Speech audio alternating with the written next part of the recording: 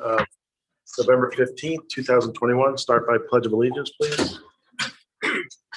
Pledge allegiance to the flag of the United States of America and to the republic for which it stands, one nation, under God, indivisible, with liberty and justice for all. Wayne or Janice, who's taking the roll? Janice, right? Mr. Fedor, Present. Mrs. Walker, Present. Mr. Franz, Present. Mrs. Grabanowski, Present. Mr. Lake, Present. Ms. Madrick, present, Mr. Jones, Present. All members are present, so a vote of 4 will be necessary for any business to pass, fail, or result in a recommendation. In your packet, there is a set of minutes from the October 18th, 2021 meeting. I was not in attendance, so I won't vote on this, but does anybody have any questions or comments or changes to these minutes? If there are none, all in favor signify by, is there a motion to approve the I minutes? move we approve the minutes. Is there a second? Second. All right, all in favor signify by aye. Aye. By nay? Okay, motion carries 6-0. I'll start off by asking if there's anybody online who would like to be recognized, to be listed for as an attendee. If so, please raise your hand.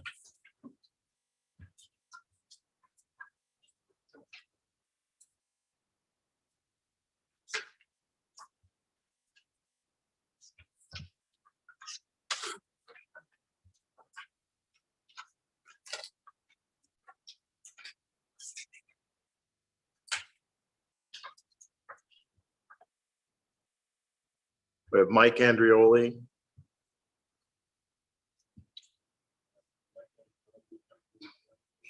Who's the second?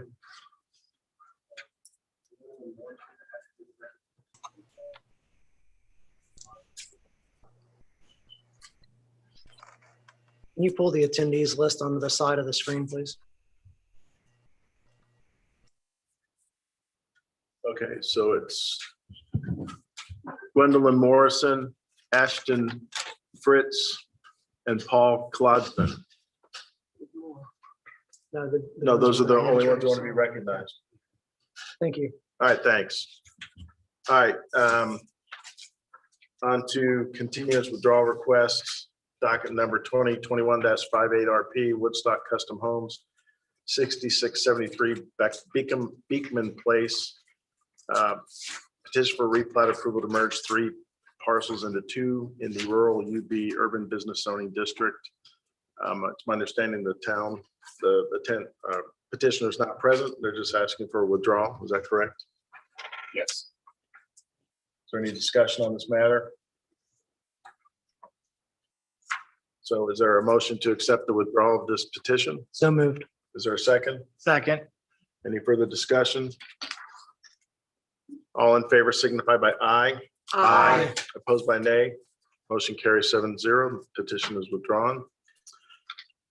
Docket number 2021-53 MP, A Bristol, 415 North, 1100 East. Petition for minor plat approval to establish a 3-lot residential subdivision in the rural AG agricultural zoning district. Is the petitioner present? Should be online. Is that Mike or Mr. Andreoli online?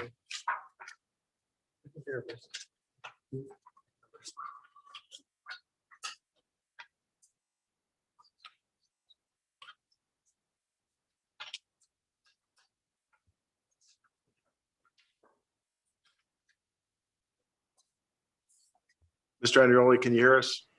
Can you hear me now? Yep, we got you. Go ahead. All right, thank you. For the record, Mike Andreoli, 1393 West Oak Street. We would respectfully request that this be tabled to the December Plan Commission meeting. It was heard by the Board of Zoning Appeals at the November meeting. They continued it for further work to be done on our parts. And that will be reconsidered at the December meeting. So the Board of Zoning Appeals action really needs to predate any action by the Plan Commission. So that's our sole reason for seeking a continuance, is that it's not been fully resolved yet by the Board of Zoning Appeals. Thank you. Thank you. Is there any discussion on this? If not, is there a motion to continue this matter to the December 20th meeting? Is there a second? Second. Any further discussion? All in favor signify by aye. Opposed by nay. Motion Thank you, Mr. carries. President. Thank you. Yep, thank you, Mr. Andreoli. See you next month. All right. On to continued business. 2021-39 CA Towns at Appaloosa, 10901 East 300 South and 3201 South US 421. Petition for commission commitments amendments to modify commitments associated with the Plan Commission approval of docket 2020-04 CA. Recorded in the office of the Recorder of Boone County, Indiana is instrument number 202013511. We'll go ahead and handle this one first before we do the other two. So, petitioner, please.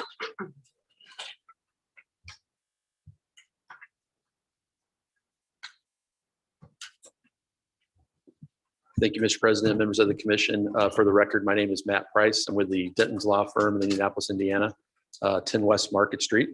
I'm here tonight on behalf of Pulte Homes. We have a number of representatives in connection with the project, which I'll introduce because each of us is available to answer questions that you may have. First of all, we have the property owner, Bob Harris. And then from Pulte Homes, we have Dave Compton, Robin Crawford, and our attorney, or excuse me, our attorney. I'm the Pulte attorney. The engineer, Brandon Burke. He plays one on TV. John is assisting me with the PowerPoint, and let me just take you through kind of the proposal and where we've taken it since our August 16th initial hearing. So John, if you would do the honors and take us to the first submittal. This is not easy to read, but let me just kind of walk you around the horn and bring you up to speed as far as the significant number of changes that we've made to the proposal. You'll see shaded in red on this drawing, we have substituted and replaced all of the internal units with rear load or alley load units in each one of those locations. And we'll talk a little bit about the additional flexibility that's afforded the project as well as the diversification of the home styles. Then you'll see shaded in yellow are instances where we have removed a unit. So along the southern entrance, we've removed one unit each on each side of the street. Moving east, then we've deleted, removed a unit kind of in the central location there. And then as you move south, we've created a different, or excuse me, a gathering space in the southern portion of the project that's also shaded in yellow. And all told, we eliminated a total of 8 units. So it brings, reduces our total from the initially requested 121 down to 113 townhomes. And as I mentioned, all of those shaded in the red are rear load. And so what that allowed us to do is provide for the inclusion of sidewalks on both sides of the street as you go around the horn of the development. Whereas before, we only had sidewalks on one side of the street. You go to the next slide. What it also allowed us to do is, because we provide for access from the rear for all the center buildings, we were able to add back in, as you see in red, the street trees. Originally, we were proposing to take the 127 required street trees and redistribute them around the perimeter of the development. What we've done is add back in 74 of that total 127, and that's what you see in red. And then we've maintained that total 127 and gone ahead and redistributed those around the perimeter of the project. And so what we've been able to do is greatly enhance the landscaping package around really all 4 sides of the project. And to just give you an example, along the east side, we have a buffer area that ranges between 50 feet and 200 feet wide and exceeds 6 trees per 100 linear feet. When you count both the additional trees that we're proposing to plant for our landscaping plan, together with the trees that we, in discussions with those property owners, intend to preserve as we clean up that tree line and make a consistent buffer between Willow Glen to our east and the proposed townhome development.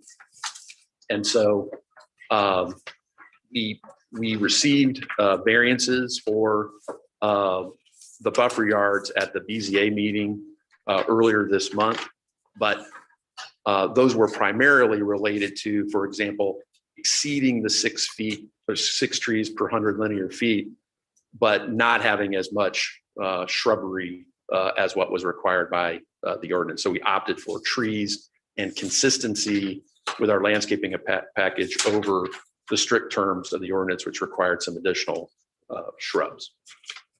Other thing that we have been able to do, which lessens the need for a waiver with regard to sidewalks, is that we have extended sidewalks at the very northern Stubb Street along Arabian, and then also south along Noriker, so that we have sidewalks now that front each of those buildings as well. Go to the next slide, please, John. Other thing we've done since the meeting on August 16th was update the design for the townhomes themselves. Again, trying to be consistent with the previously approved architecture for Appaloosa. And so this is a updated version of what we propose for the 2-story townhomes, which would be those townhomes around the outside of the development. Go to the next slide.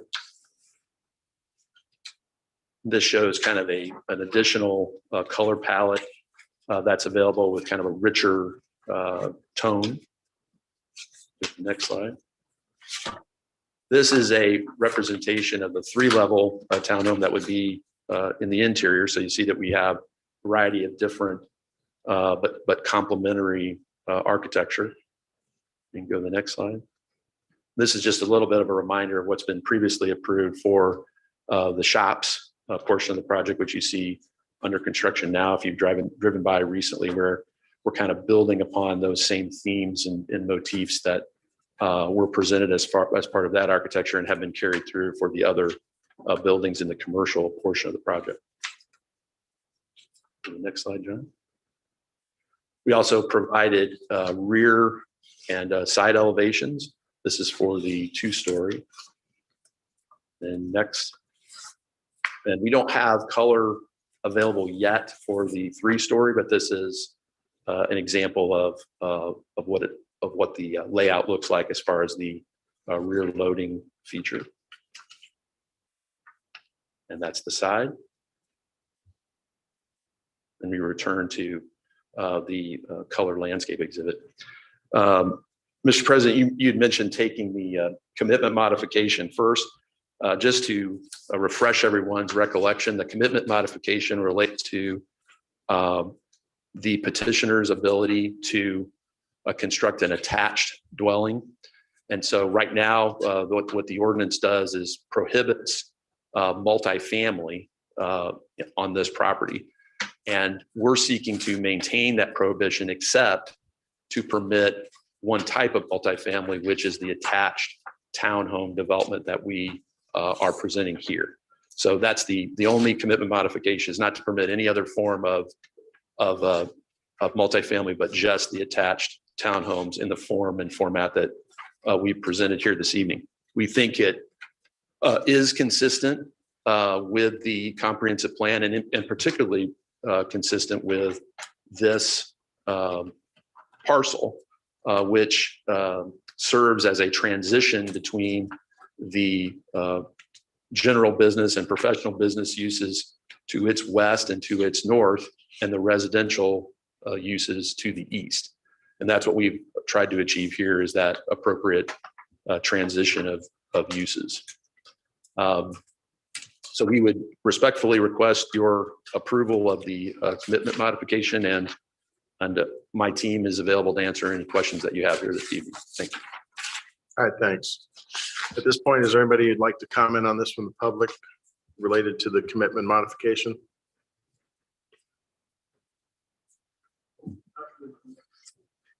Good.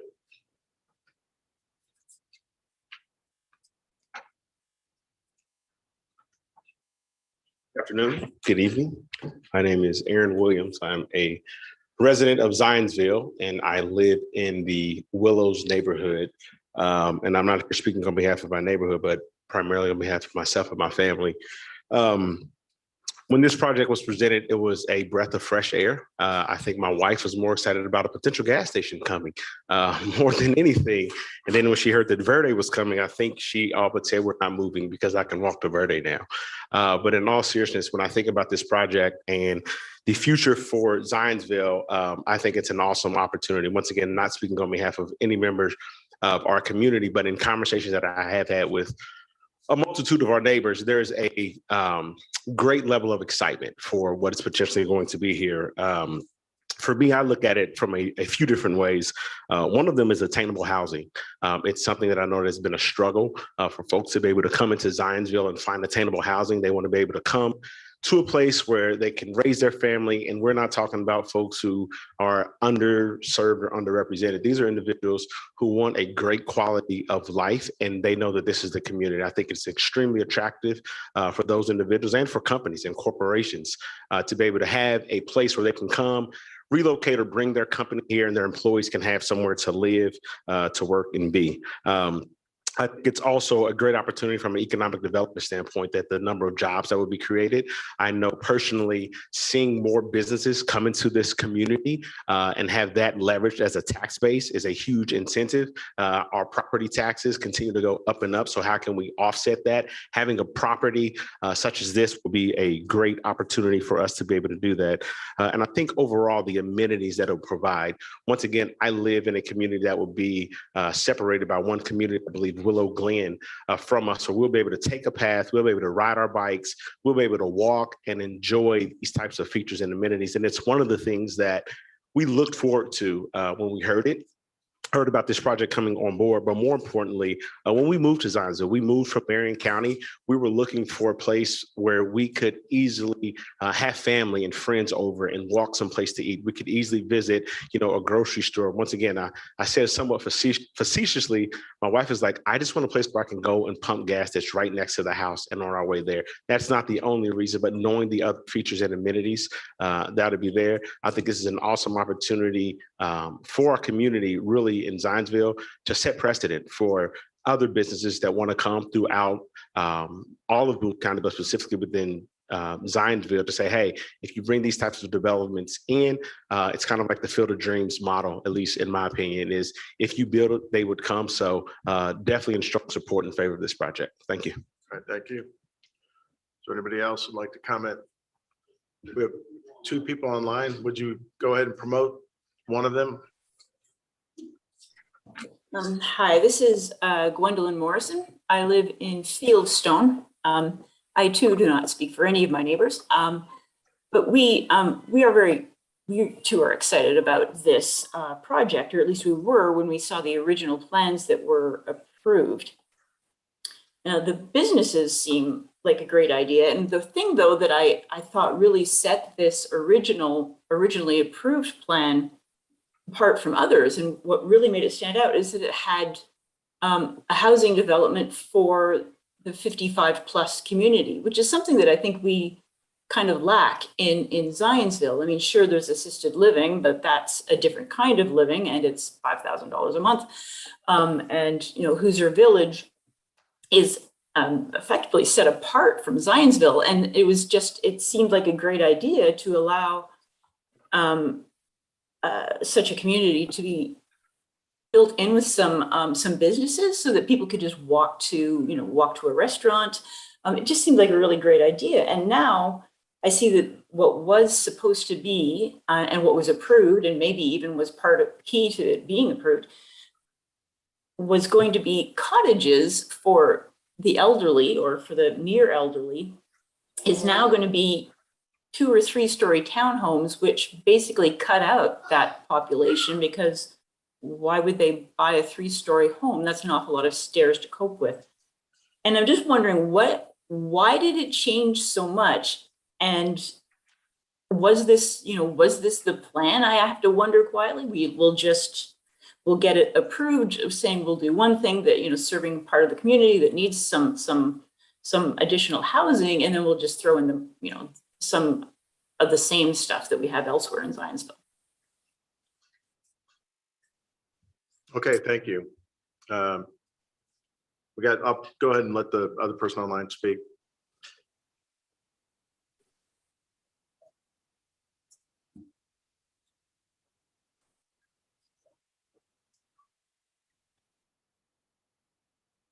Mr. Thomas.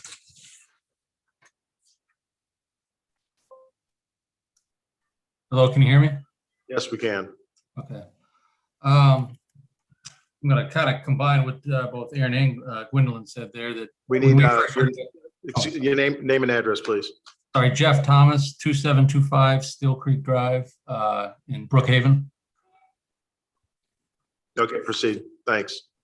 Yeah, so I'm going to echo what Aaron said about when we first heard about it. We heard there'd be a gas station and some other things coming. That was definitely welcome news. As people come over, visit, want a cup of coffee or whatever. It's like, we'll go 10 minutes south or 10 minutes east, but there's nothing real close. So that certainly there's a lot of good and appeal with, that, a couple of restaurants, et cetera. But then to Gwendolyn's point, is what I was called in to comment on as well, was the initial plan is, I believe it was 84 single level homes for the elderly or for the over 55 was appealing for the reasons Gwendolyn mentioned. And then obviously going to stairs is going to kind of pretty much rule them out, and going from 84 to 113 now, I guess, townhomes is obviously quite a bit more. And then again, I've got 2 young kids at Union Elementary, and part of the reason we moved here in December was the good teacher to student ratio, and bringing in, that's really packing a lot of houses in a small area, which I assume is why multi-family housing was originally, not allowed. Would certainly bring a lot more to the school, which, I'm not an expert on all that. Maybe it can handle it, but it certainly seems like it'll increase class sizes and potentially cause, a little less attention for kids there. So between that and just the original plan prohibiting multi-unit or family housing, it seems like quite a swing to now allow it. I'm not saying there was a bait and switch or anything like that, but it's odd that was approved and now that plan is changing, which seems like, I know it's presented like, well, this is just one exception, but that's a pretty big deal. What's the difference? They're just throwing up a bunch of apartments, really. So I know other neighborhoods around the area that I've seen when they build, and things will get shot down because there's too many houses per acre and things like that. And I'd be curious even what the 113 townhomes, how many acres this is, because that's really dense population. So again, we were fine with the over 55 homes, but the townhomes, from discussions on my neighborhood's board or just Facebook page, I by no means speak for everybody, but there's certainly there's some concern about why this would shift. And we would rather see the single story homes. Thank you. All right, thank you. Is there another person online?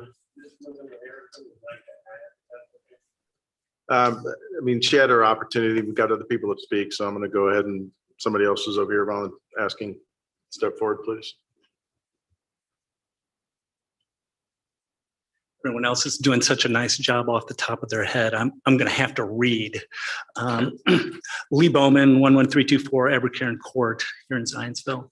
Actually, I'd like to thank the Planning Commission, the developer, Pulte Homes, and the neighbors who've called in. As I said, my name's Lee Bowman. I'm a resident of Brookhaven. And in the end, my interest is to make the case that the exclusion of multifamily homes should be maintained. And that specifically means that the townhomes should be prohibited by definition. I also very much like the idea of the cottage homes, but the density is concerning. I wanted to first say I'm not speaking out because I'm in general anti-development. Quite the contrary, since moving to Brookhaven in 2007, my family and my neighbors have been looking forward to this development. When we spoke with Dries as we were coming in, they talked about it. We followed it consistently. We've been very excited about this for quite some time. And I know that's the case for my friends who are not only in Brookhaven, but Willow Glen, Fieldstone, and the Willows. The community amenities in the initial design, and in fact, I had originally I'd sent, I don't know if it was the right person, I sent Janice a couple emails with a PowerPoint in it, hoping I'd be able to cite show something. But in the original design that would have been standing until probably 2019, there was a pond across the entire, or a couple ponds across the back of the property, which would have been on the east side. And there was a walking trail around the outside of it as well, sort of a nature walk, if you will. And then of course there was the grocery and a number of other shops that are in there. Obviously, a lot of that, almost all of that, frankly, is gone in the evolution of the concept as it has changed, less so between 2008 and 2019, but certainly in the last 18 to 24 months. So I'm trying not to waste a lot of time. The 2008 development had connectivity with Willow Glen. So that was an attraction for being able to, in fact, ride your bikes, and that connectivity is not apparent. The walking trail with kind of the nature surroundings. Yeah, I'll get to the traffic both within and around the development in a moment, but as a sidewalk for folks who are, or I guess I fit now that that empty nester, soon to be aging, if not aged, population. There will be much less of an aesthetic given the traffic along Appaloosa Drive and certainly around the broader property. And then on the outskirts of the whole area, there was a lot of foliage, both on 421 and 300 South, and the amenities of grocery and medical. In 2016, there was the ad of the gas station. I think my wife did backflips. She was so excited about it. We were driving kids all over the place, and she was very excited about that. But in 2019, with the downturn in the economy and the bankruptcy of Marsh, Kroger became a monopoly in Zionsville. The market for another grocery, particularly a Kroger, fell away, and as a result, that has not been part of the development plan. What was changed was allowance of homes, the closed off connectivity, allowance for a liquor store, and I will confess, I drink liquor. I'm not a fan of the liquor store.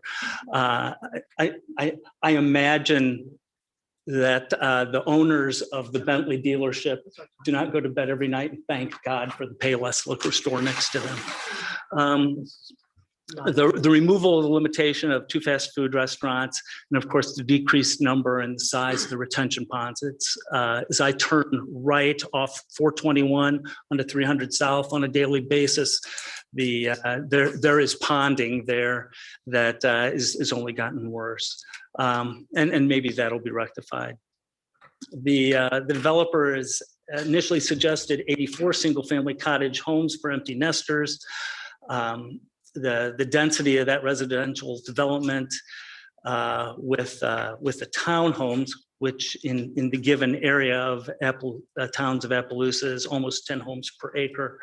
The townhome design is actually very much a conceptual overlap with multifamily housing. Looks a lot like apartments, and the decreased lot size might be resonate with the desire for empty nesters and an older adult community. But very little of the rest of the development does. The attraction of the location will be much greater for young families. There will be a lot of kids there because of the elementary school. I am approached probably once every 2 months by a local real estate oh, do you want to sell? We have a young family interested in your home in Brookhaven because of the elementary school. The point about stairs is not arbitrary. The National Institute on Aging recommends avoidance of stairs for adults wishing to age in place. And the other planned neighborhood amenities include both child and animal daycare and the liquor store, which are really in some ways superfluous for older residents. What is desired for older residents generally is walkability to other neighborhoods, church and or grocery. And those are in the current desire time limited or non-existent. Okay, I'll finish it up. You've got the point. The development has changed numerous times over the course of the last 15 years and certainly in the course of the last 24 months. I know there are limitations to what you can turn back, but you need not turn forward the allowance for townhomes. I think the development would be lovely with cottages and appropriate plantings and setbacks that would accommodate the expectation for children in a neighborhood with drive-through dry cleaner, drive-through coffee, and multiple fast food restaurants. Thank you. All right, thank you. Is there anybody else who'd like to speak?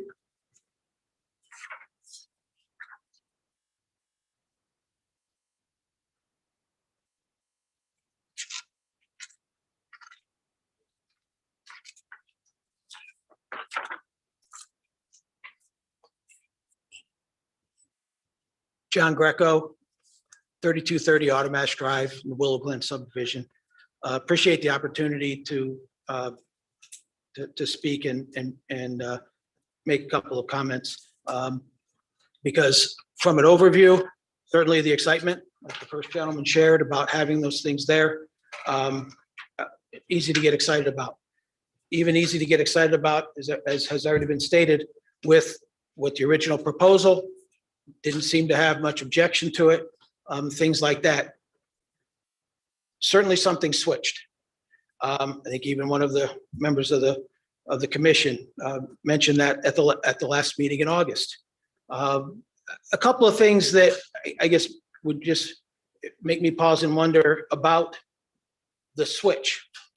And maybe the folks from Pulte could help address why was there not a switch to, if there was an issue with the other developer, which maybe there was, then why not go in with Pulte's 55 and older cottages instead of having to go to this as an alternative? If, in fact, we're hearing that there are opportunities that are out there and there's a need out there to do that. You know, we heard reasons on why the other community pulled out, but unfortunately, we're never able to hear from them. So it's kind of hard when you get one side, I don't want to compare it to politics, but you hear what somebody says, well, this is why they did this is why they did that. Maybe it's true, maybe it isn't true. One of the things that was brought up is that they weren't supported. EPCON wasn't supported because of mixed use communities. Well, I called some EPCON franchisees and they said that that's not the case. So, you know, I think there still could be an opportunity to pause this and look at staying within the guidelines that are already there without having to make this change that's going to allow such a big change from that standpoint. The second point has to do with, again, from the communications, which has been open, but changing eight homes really, it addresses maybe some of the things from an aesthetics and from that end, but it doesn't address the density. It doesn't address things that if you know, again, you don't want to believe everything on social media, but you know, there's concerns because there's, you know, lack of teachers that are going to then feed the schools, that it's going to be issues with those things. So I think that if you really want to be for the people with this, please pay attention to what people are saying, that there are concerns with this. And maybe it's just take a pause and try to evaluate other opportunities for that property before making a change that makes it very hard to turn back. Thank you. All right, thank you. Is there anybody else?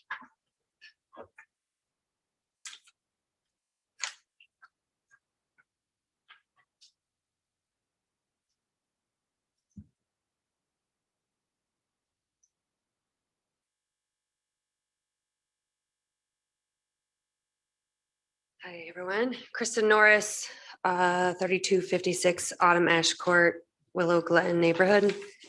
I also happen to be the president of our HOA. I'm not here representing on all behalf of our HOA. I bought my house knowing what was going in. I bought a Dries home. It was a spec home. I saw the plans going in. I oftentimes remind my husband that when we bought this house, we knew this was coming. And none of us want to give up on the beautiful sunrise that we have over the fields. I get all of those things. If you on the map, if you see my house, the corner on the south, about just underneath the pond, and when it starts to bend, my house is right there where that green line sort of is highlighted. So that back property line is what, like 35 feet from the back of my property line. And now I have a 2-story home that will literally see into the back of my master bedroom. So not a super fun thing. So I'm not thrilled about that, right? I could get that. I can live with it. I was super happy with a single story home, and I can handle the fact that I knew this was all coming. I guess at this point, though, what I would like to really focus my comments on is that I've done everything in my power to have a conversation with all of you and Bob and Pulte and everybody else, Matt Price, right? They've come to every HOA meeting. They show up, they walk the property at 8 a.m. I have surveyed our neighborhood. I've had HOA meetings. We've had more HOA meetings since I've been in power, not power, that's a horrible word to say as far as president, sorry. We've had more HOA meetings and more dialogue around this than I have been in 5 years. And I can't speak to the last 10 years, but we at least have a conversation, right? Me walking up here as if I'm like petitioning you for something, I'm not coming to ask you for anything specific and concrete. I just want to have a dialogue. And it was extremely frustrating after our last meeting. I tried to have a conversation with you guys. I just want to hear perspectives. I want to, hey man, what do you guys see as the traffic plans? What is your long-term plan for people trying to turn left out of Willow Glen? That is not a Bob Harris issue. That is a city's planning issue. So to force me to only have my conversation with Bob and his lawyers about all the overall impacts of this, to think that he and I are just going to somehow like work this out on our own. I like Bob, actually. I really do. Super fun guy. Like him. I'd hang out with him. That has nothing to do with any of it. We all actually care about our community, but we haven't had a dialogue. I actually emailed you guys. I tried to schedule a meeting. I understand there was a subcommittee. I'm an independent person who just wants to hear, what's your perspective? All of you guys up here, we get to hear what we all want. What do you guys see in this? What's the problem from your perspective? I'm not sitting there looking at the long-term city plans. No offense, I have a full-time job. I have children. I coach volleyball. Like have a broken finger from all of it. I am literally a very busy person. I care deeply about what's going on. I want to literally bring back information, concrete results, studies and surveys about what this impact of this is going to be on my community, so we can have a productive dialogue and make very concrete recommendations. I have not had the ability to do that. I'm here to help, not to complain. I would love to come forth with like really great things that benefits everybody. I'm a member of this community. I would love to see it thrive and grow. Am I thrilled about a 3-story townhome? Heck no. But somebody proposed a 3-story townhome without even talking to anybody in Willow Glen, right? And somebody thinks that I don't care that there's a 2-story townhome on the back side of it with a window that's going to look into my master bedroom. I wish we could come to some sort of other, hey, by the way, I'm totally supportive of Verde and the gas station. My kids are super excited about slushies. I said it the last time. I'm not joking you. We are all super excited about the slushie machines. I would really love my friend in the Willows to get a sidewalk back in, since we have some really weird stuff going on over there in the Willows with our sidewalk that all of us need connectivity. You're all going to need to get back over to our neighborhood. I'm here to help make that happen. My name's Kristen Norris. You can find me. I work for IU. If you want to find my email, you can Google me and you can find me. I'm happy to have a conversation with anybody at any time on how we can make this happen. All right, thank you. At this point, Matt, would you like to comment to any of those?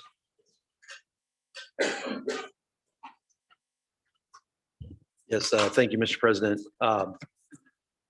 Maybe start kind of where the public comment ended with Mrs. Norris. First of all, we have enjoyed the dialogue too over the last few years and have done our level best to keep the neighborhood apprised of each one of the evolutions of the project over the last 2-3 years. Pre-COVID, we actually met in person, and of late we've been meeting by Zoom whenever we've been approached. We've also, and Kristen mentioned it, walked the property along the property line between Willow Glen and this development, and specifically did a tree inventory and worked with those individual homeowners to develop a landscaping plan with each of them, where we account for trees that are dead and need to be removed and underbrush that needs to be removed, and proposed plantings specifically with each one of those individuals. And our focus has been to work with those individual property owners who have an immediate stake in the outcome of this project by virtue of being neighbors with us. And so we've tried to be a good neighbor, and that's what we presented to the Board of Zoning Appeals earlier this month.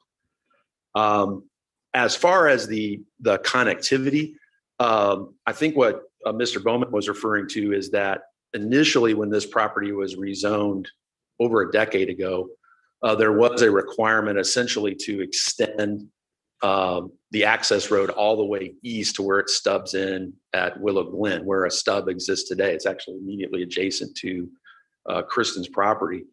And in meeting with Willow Glen, we came to the Plan Commission and sought to modify that commitment to eliminate that vehicular connectivity because that's what they wanted.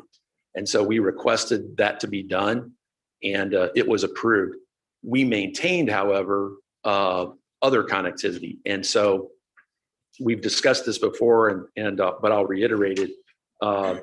The plan is for there to be pedestrian connectivity along 146th Street, extending the sidewalk that fronts Willow Glen to our development and connects to our perimeter sidewalks that we're required to have both along 421 and 146th Street. And so I want to make that clear that that's part of the discussions that we've had. That is outside the scope of this particular property because it does not abut 146th Street, but that is the overall plan for the development that we've discussed, I think, many times in meeting with you. Certainly, too, as Mr. Bowman mentioned, the project has evolved. All of you, by this point, have seen it evolve over time, and it has responded to changes in the marketplace. There's no question about that.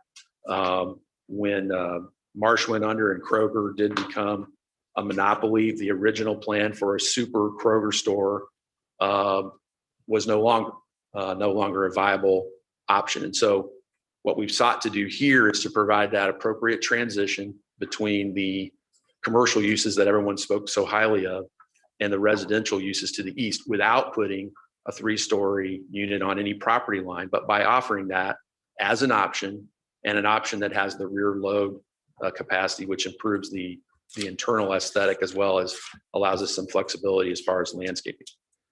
We have preserved in that parcel immediately north of the northernmost homes. That's the 5-acre parcel that's been preserved for a grocery use, something like a neighborhood grocery store that we'd like to see there, like a Fresh Time or use of that nature. That has been preserved as part of the offerings. And we certainly see that this townhome component is part of making the overall project successful and allowing those amenities that all the folks have spoke highly of from the commercial standpoint to flourish. So it's part of an integrated package of uses that we're proposing. I would also submit respectfully that I was part of the discussions initially about limiting the multifamily option. Certainly, we believe that was targeted to apartments and not owner-occupied townhomes like like what we're proposing here. These are for purchase and home ownership, and as the first speaker noted, I think so eloquently, it provides a housing variety that there is some of in Zionsville, but not a great abundance of. And then lastly, I'd like to address, and I did my level best to do it during the August meeting, but just to refresh everyone's consideration. I think it is true that there is a need for the empty nester type housing, the 55 and over in Zionsville. That's been very well recognized. And certainly we worked very closely with Epcon and its local franchisees, who are Terry and Larry Neer, the Neer brothers, twin brothers who have the Zionsville marketplace for their offering. You all may recall that they have a successful development in Zionsville that's just north of the St. Alphonsus Church. And when they ran out of homes to sell there, they looked for some other, what they perceived as a viable option. And what we discovered in working through the details with them is that we were unable to ever get them comfortable with being located next to commercial uses. They could not get comfortable with that. They are men of integrity, as is Mr. Harris, and they went to their leadership with the Epcon national franchisor, which is located in Columbus, Ohio. And they specifically, as I understand it, discussed whether there was a comparable development like this in the Epcon family of neighborhoods, which is expansive throughout many portions of the Midwest. They've enjoyed a lot of success in Ohio and Indiana. And they were advised that that would be breaking new ground for Epcon, and something that they did not feel comfortable advising the Neers to go forward with. And so after a great deal of effort with the Neers and Mr. Harris jointly, that they abandoned our project. It was no more. I noticed the one gentleman mentioned that he had spoken to Epcon franchisees, but he didn't identify who those were.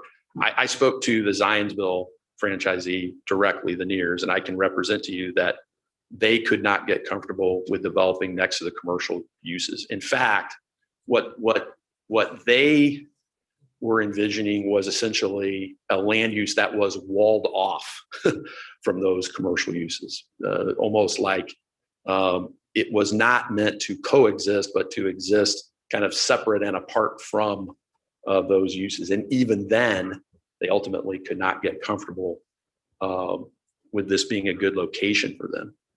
And so, and if you think about it, it is a very different location than the development north of St. Alphonsus Church, which is across from a very low density single family development adjacent to the Iron Gate subdivision, and does not have the same constraints or concerns about being located adjacent to a liquor store, gas station, shopping center, all of which caused them great concern and caution, and ultimately abandonment of the project.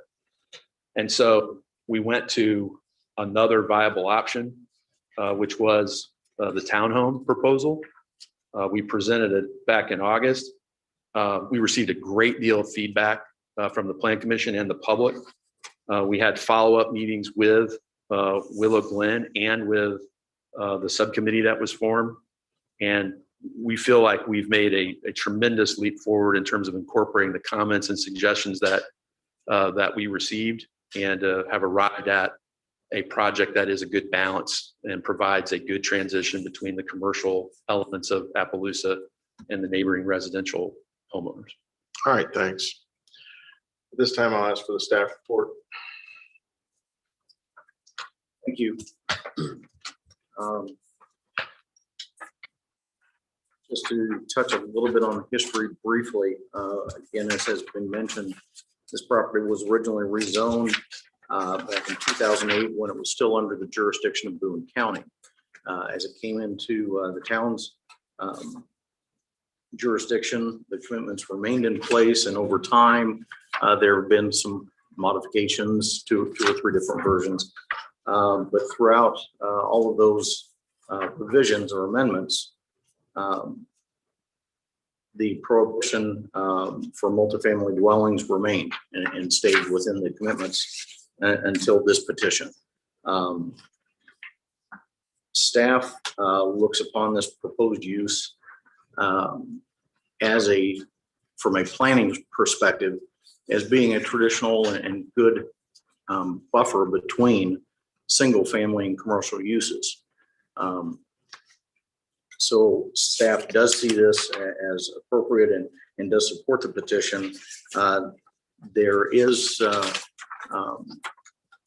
one comment that Mr. Price just made that sparked a question in my mind. So I apologize that I'm speaking outside of the staff report. And he used the phrase owner occupied. So does that mean that there would not be any rentals? It just sparked that question in my mind. I know that these would be for sale units, as is what is being requested.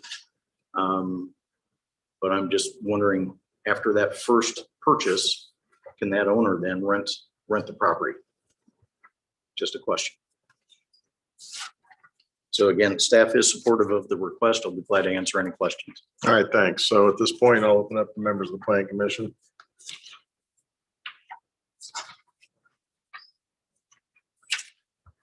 So I have a couple of thoughts. I was one of the individuals on a subcommittee that reviewed this with Mr. Price and his clients. And I do feel like they've made a lot of changes at our request. In particular, there was no area that a car could park on the street. We had driveways literally lining both sides of the street, no places for cars to park. Sidewalks on only one side, not as much green space. We worked with them to pull the garages so that not all the houses had just garage primary on the front, but the ones in the center now have garages in the back. So I do feel like they made a lot of effort to kind of meet us on common ground for some of the comments that our committee had. We can't force 55 and older homes in those areas. There has to be a market for it. Somebody that wants to develop it has to come up. We can't force that. They can put 2-story houses there. They have stairs in them. So while I appreciate some of the comments, they're just not valid in this scenario.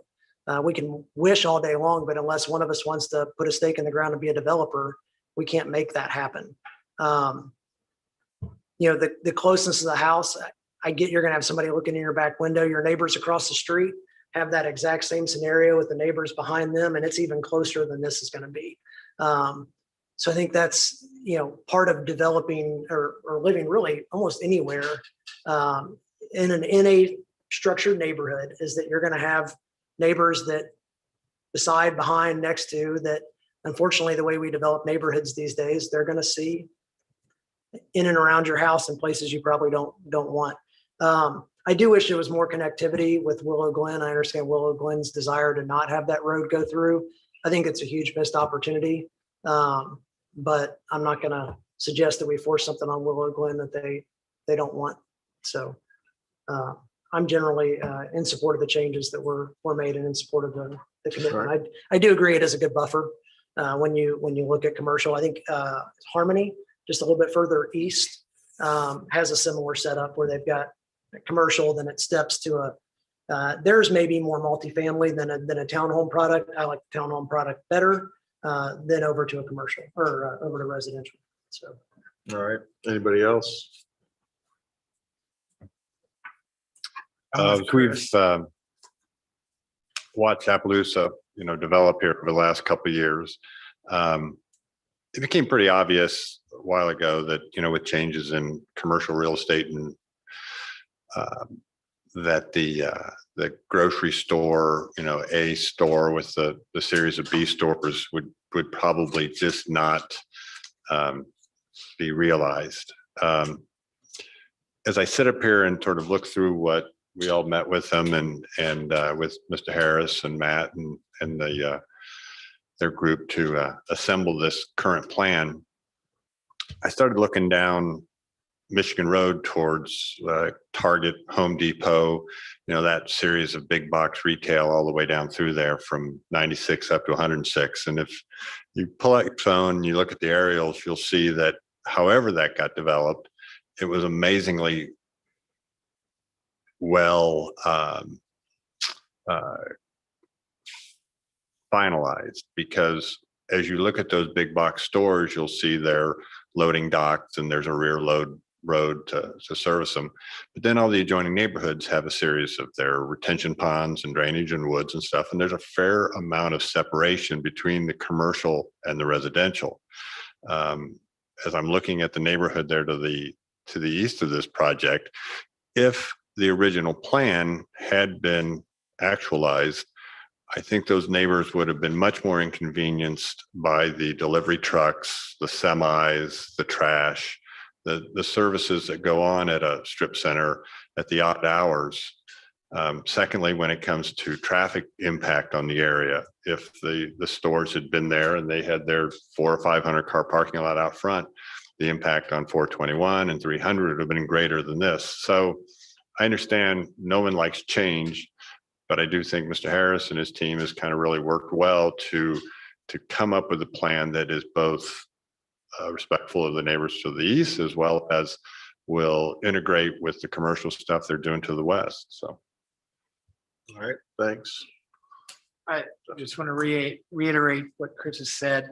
I do appreciate everything you guys have done to address some of our concerns on this. It looks a lot better. And as far as traffic is concerned, everybody seems very happy to have a gas station come out. In order for a gas station to be there, we have to have traffic go by that gas station. Otherwise, it's no one.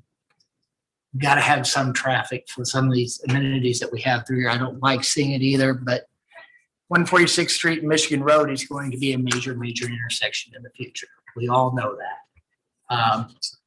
So I guess the concerns about traffic are not. I think if you're going to put a business in there, you got to have some traffic go by.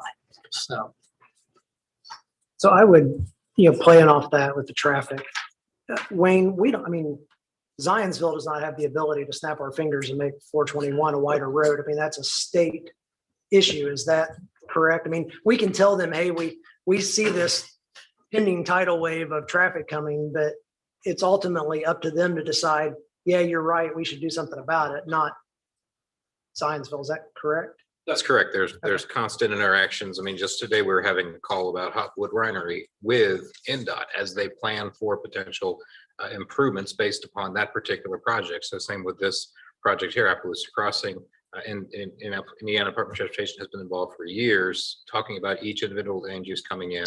Traffic impact modeling has been done with each project. But no, you're correct. We cannot snap our fingers and look for NDOT to compel forward an idea or implement a project. And I think that while having increased traffic is inconvenient, it is the increased traffic that will ultimately tip NDOT's hand to do something.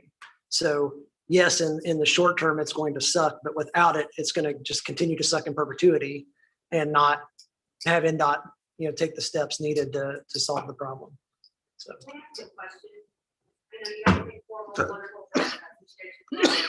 Excuse me. We're into the conversation here, so just, I'm not going to allow it right now. Thanks. So I've got a couple questions on this map. Typically, do you have any idea of exactly like the number of students that would be expected out of a subdivision of this nature? Yes. We looked at our data for this land use across the market, and I compared it to Zionsville's own numbers. We're anticipating 0.16 child per unit, so we come out with 19 total. I remember I also went back and looked through some correspondence with Mike Shaver when we were looking at the Manchester Square project, which is a similar land use. And at that time, that was back in 2017, I have the correspondence with me. He indicated there were 6 school children in that development who were utilizing a school bus based on their data. And then I mean, if I ever, there was a traffic study done for this, correct? There was. And I think I commented last time that as traffic studies go, this is probably one of the best ones we've seen. Yes. It's a dramatic, to Mr. Jones's point too, it's a dramatic decrease in anticipated trips compared to the retail baseline that was originally performed for the original traffic study. In some cases, 40 to 50% reductions in trips. All right. Anybody else have anything? Could I also address Mr. Kilmer's point too? My point was in saying that these are homes for sale. We are not anticipating a restriction on the ability of a subsequent purchaser to lease the property, which is not a land use regulation, but is a regulation of the property right itself. So to the extent that was interpreted that way, we're interpreting, what I mean to say is these are for sale units. It's not Pulte owning and renting or multifamily developer renting them. But related to that, there will be a homeowners association in this. I mean, could we request, I mean, if this is an issue that we want to talk about, is that something that could be added to the covenants, that there's no rentals allowed? Is that something that would be entertained? We've discussed it a little bit. I'd have to talk about that with Pulte. I think what we would be open to is a limitation on, a short-term rental type concept, so that you don't have to be concerned about Airbnbs or things of that nature. So we did this in Stonegate recently, and our concern was with several people buying houses to permanently rent them. The thing that we didn't consider when we started to enact this, that we had good community feedback on, is given that we have a lot of folks in Zionsville from Rolls-Royce, Roche, Lilly, who tend to get sent abroad for some duration, we said that they could rent it for up to a year and then request a 1-year extension, because a lot of those folks are on either 1 or 2 year deployments. And that way, when they came back, they could get their house back. And so you are able to do it, but I think allowing for some flexibility in case you have individuals that want to do that and being sensitive to them wanting to come back to their own house. And I agree, it's more of an issue for the homeowners association. I know in the subdivision I live in, there's one home that finally has been bought by somebody who's going to live there, which is, everybody's very appreciative of that, because it was a constant rental problem for years. And So, I think the HOA will take that upon themselves once they get 1 or 2 of those to stop all right. that. Is there anything else? The public comments already closed. We'll have an opportunity when we do the next two, the plat and the development plan. So, all right, is there anything else on this matter? Anybody, if not, would somebody like to make a motion on this one? I move that docket 2021-39-CA requesting a modification to the commitments recorded in the office of the recorder of Boone County, Indiana as instrument number 2020013511 to receive a favorable recommendation as presented, with the recommendation being certified to the town council for adoption. Is there a second? Second. Wait a minute. Are we on the right? Yeah, we're doing the commitment. Got it. Okay. All right, there was a second. Any further discussion? Janice, would you please take roll? Mr. Franz, Aye. Mrs. Grabanowski, Aye. Mr. Jones, Aye. Mrs. Walker, Aye. Mr. Lake, Aye. Mr. Fedor, Aye. Ms. Maverick. Aye. Motion carries 7-0. We'll recommend, forward this to the town council with a recommendation, favorable recommendation for the next meeting. At this point, we'll open up the other two items.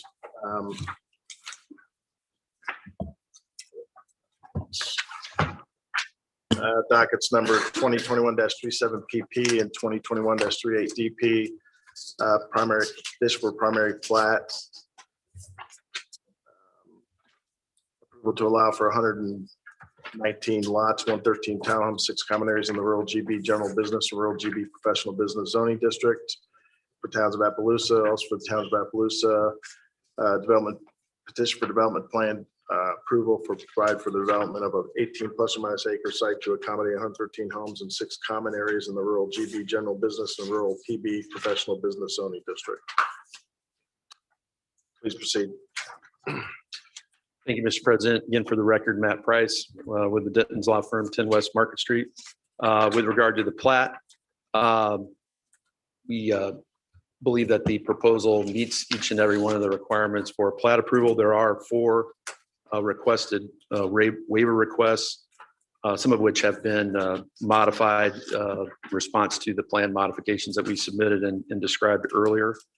We just briefly go through those. We have a requested centerline radii reduction, which is the curvature of the internal road system. We initially requested a sidewalk waiver. We've been able to include sidewalks now that are compliant with the subdivision control ordinance with regard to sidewalks, including the addition of the sidewalks along the frontage for Norriker and Arabian. We have a waiver request with regard to the 2 dead-end streets, which are those same dead-end streets that we've extended the sidewalks across. They're very short, just involve a couple of additional units.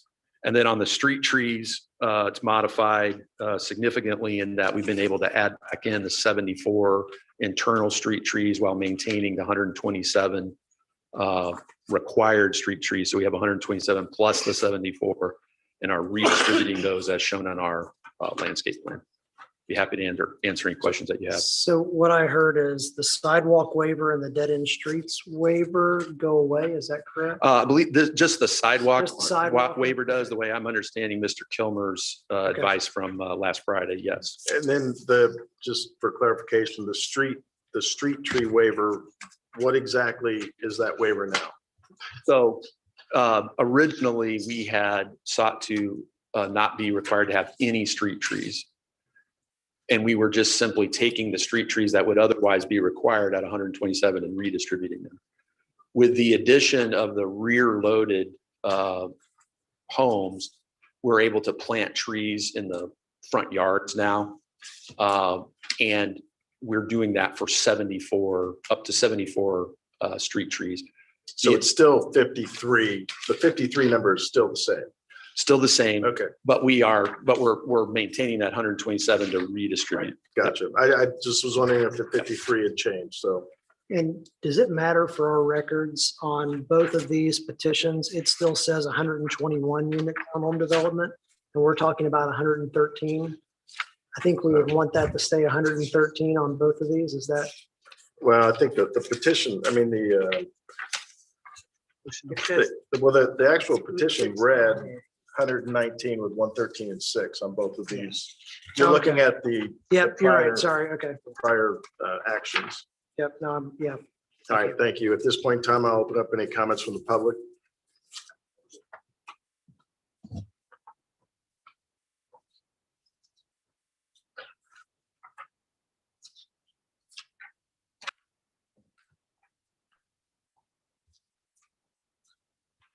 Hi, thank you for the opportunity. My name is Emily Emerson. I am at 2486 Still Creek Drive in the Brookhaven neighborhood.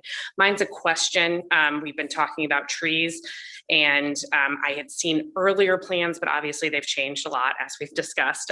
My concerns stand about pressures on Union Elementary School, but specifically to the trees. I know in earlier plans, they talked about them being native trees. One concern with trees that are in the front yard, you'll see them in a lot of developments, or they use things, invasive species such as calorie pears and other cultivars like that.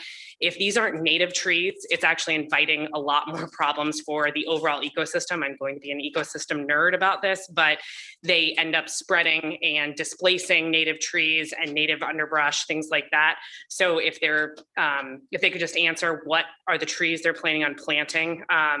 They throw out shrubs and trees, but it really does matter quality over quantity here. So that would be an important question and an important thing to get an answer on. All right, Thank you. thank you. Is there anybody else?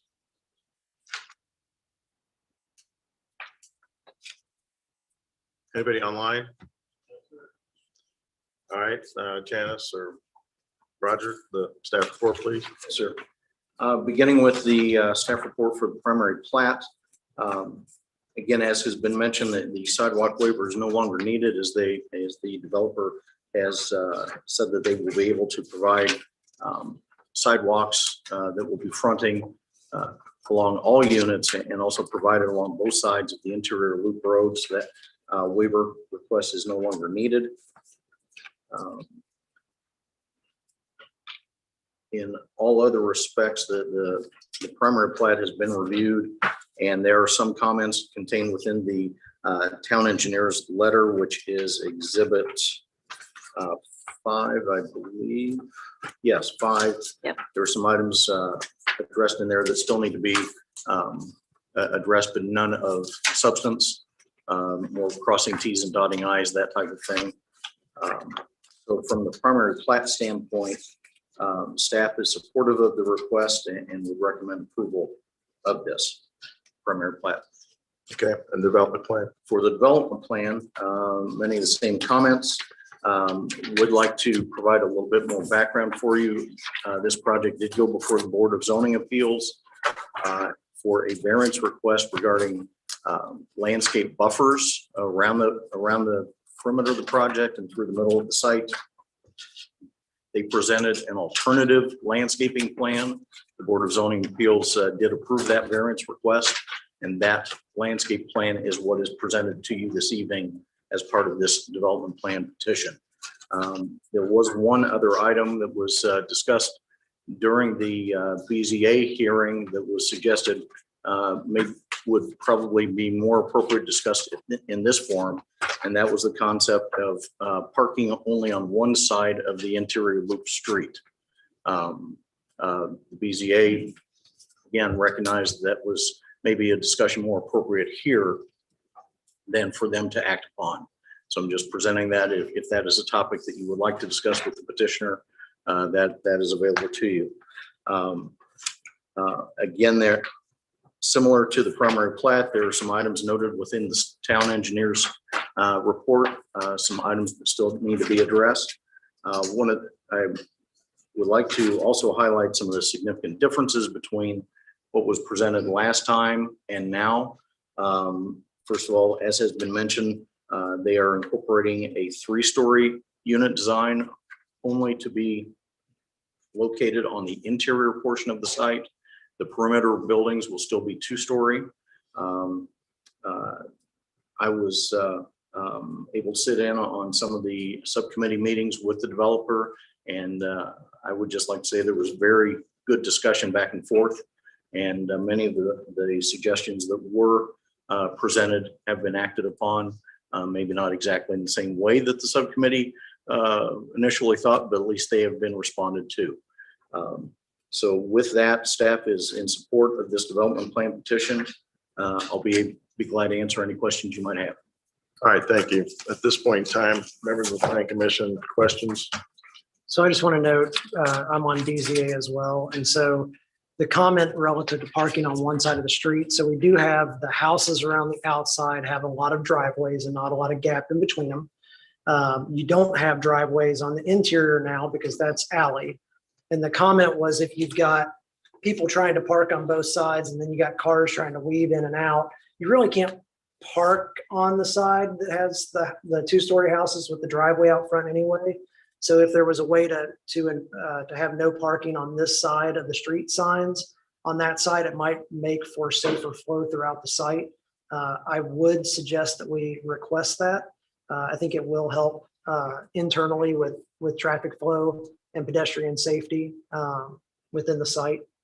And the other question I would have for Mr. Price is, can you clarify for us what tree species you're looking to use? I do think that is a valid question. And would like to.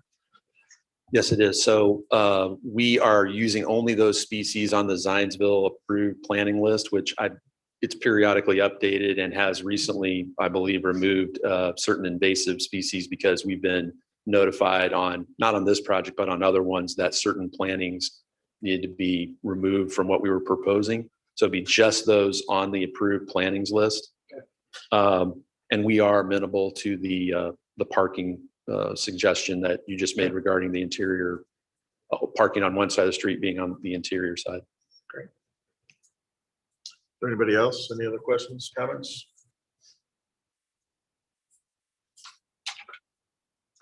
All right, so how should we do this? Is it motions on the waivers combined?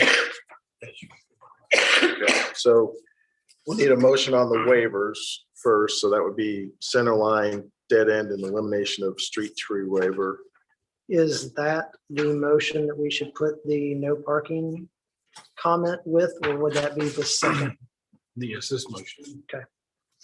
So I move that docket number 2021-37-PP, petition for primary plat approval to provide for 119 lots, 113 townhome lots and 6 common areas in the rural GB, general business, and rural PB, professional business zoning districts be conditionally approved based on the findings of fact as presented, subject to the approval of docket number 2021-39-CA with waivers for 1, the center line radii reduction waiver, 2, the dead end streets waiver, and 3, elimination of street trees waiver with a commitment by the developer to contain parking to the inside of the inner loop road with no parking along the outside. Second. Any further discussion, comment? Janice, would you please take roll? Mr. France, Aye. Mrs. Grabanowski. Aye. Mr. Jones, Aye. Mrs. Walker. Aye. Mr. Lake, Aye. Mr. Fedor, Aye. Ms. Madrick. Aye. That motion carries 7-0. Next item is the development plan. I move that docket number 2021-38-DP, development plan petition to provide for the development of an 18 plus or minus acre site to accommodate 113 townhomes and 6 common areas in the rural GB, general business, and rural PB, professional business zoning districts be approved as presented with conditions as noted in the staff report in Exhibit 5 and based upon the findings of fact. Is there a second? Second. Any further discussion, comment? So would we need to put subject to town council approval of the commitment or commitment amendment? Sure. And I would also suggest having the no parking condition on this as well. Okay. So having amendments added to state that the no parking along the outer side of the loop road, allowing for parking on the inner side, be added to the motion as well as subject to approval by town council. For the amendment. Yeah, of the Docket condition. 2021-39 CA. Accepted. Is there a second? Second. Any further comments, discussion? Janice, would you please take roll? Mr. France, Aye. Mrs. Grabanowski. Aye. Mr. Jones, Aye. Mrs. Walker. Aye. Mr. Lake, Aye. Mr. Fedor, Aye. Mr. Lewis. Oh, excuse me, Ms. Madrick. Was that an aye? Yes. Okay. All right, motion carries 7-0. Thank you guys very much. Next on the docket is Hub phase 1. 2021-55 DPA Hub Phase 1, 4175 South Indianapolis Road. Petition for development plan amendment to allow for an extension of the time allowed for 3 temporary trailers to exist on sites in the I-1 Rural Industrial Zoning Districts. Bring this down. Hi, my name is Megan Hall. I'm with Pepper Construction. I'm the project manager at Project Pacer. This location, 1850 West 15th Street is address, or my address. So our team is asking for a time extension on a previous I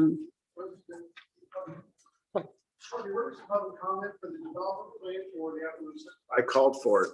Sorry. I mean, I asked for comment. You didn't stand up.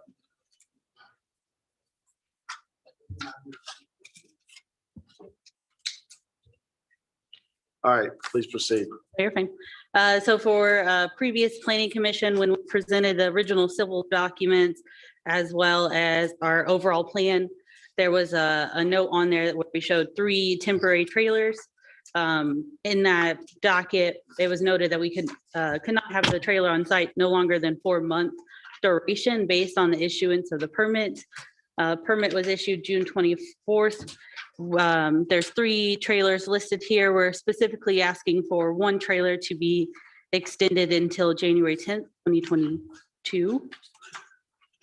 So trailer number 1, just for clarification, permit was received June 24th. We did not install that and we did not pursue C of O or certificate of occupancy. Trailer number 2, which is what we're asking for the time frame of extension. Permit received June 24th. Trailer was set August 9th. C of O was received September 24th. And we're requesting this trailer to be on site until January 10th, 2022. Trailer number 3, permit received June 24th, set trailer September 29th. We did not pursue C of O, and trailer has been removed from the site as of November 3rd. And so the trailer that remains on site is being occupied by the owner. We're asking for the time extension to allow Pepper Construction to complete the main office, which is where the tenant will occupy. So that will allow us to get C of O in December, immobilize the trailer, and time to remove it. All right, thank you. Is there any public comment on this matter?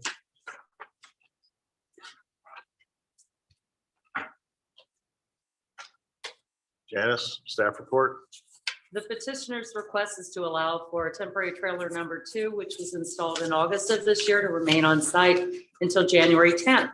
Staff is in support of this request and suggests a further extension of the January removal date to March in order to allow for the potential of inclement weather, which might inhibit removal in January. Staff is in support of this request. All right, thank you. Is there any comments, questions? Any members of the Planning Commission? Seeing none, I would entertain a motion.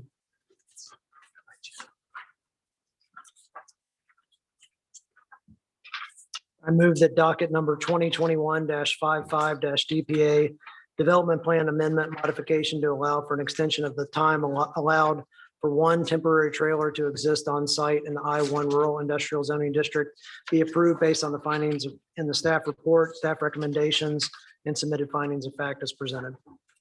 Is there a second? Second. Any further comments, questions, discussion? Janice, would you please take roll? Mr. Franz? Aye. Mrs. Grabanowski? Aye. Mr. Jones? Aye. Mrs. Walker? Aye. Mr. Lake? Aye. Mr. Fedor? Aye. Ms. Madrick? Aye.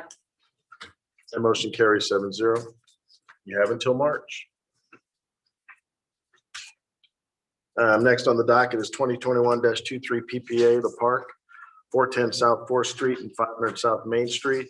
Additional primary plat amendment to provide a central water system supporting a separate fire protection main as per section 193.056 of the subdivision control ordinance in the urban PUD planned unit development. Petitioner present.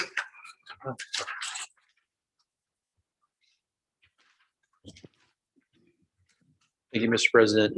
For the record, my name is Matt Price. Here tonight on behalf of MAP 1861 Development with my partners, Andrew Hurd and Paul McCoy, and our civil engineer, Greg Dempsey. John, if you'd start our first slide. Just to refresh everyone's recollection from our previous public hearing, this is the park property, formerly a mobile home park, just off of 4th Street in the village. The total property boundary that you see there, as it's suggested in the lower right-hand corner, is 13 acres. The developable portion of the property is approximately 4 acres, a little less than that. It's the area kind of at the very top of the drawing where you see the remnants of the internal driveways that used to serve the mobile homes that occupied that location. If you go to the next slide. As part of the proposal, there's going to be a new pond constructed connecting to the existing pond, which you see there now, which is surrounded by existing trees.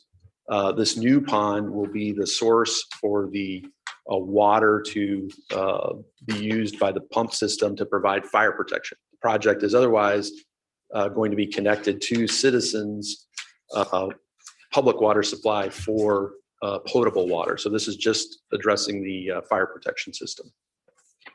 Go to the next slide.